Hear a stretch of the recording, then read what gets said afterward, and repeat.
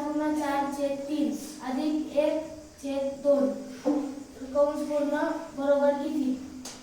पर्याय क्रमांक 1 ऋण 2/9, पर्याय क्रमांक 2 ऋण 10/9, पर्याय क्रमांक 3 ऋण 5/9, पर्याय क्रमांक 4 ऋण 7/9.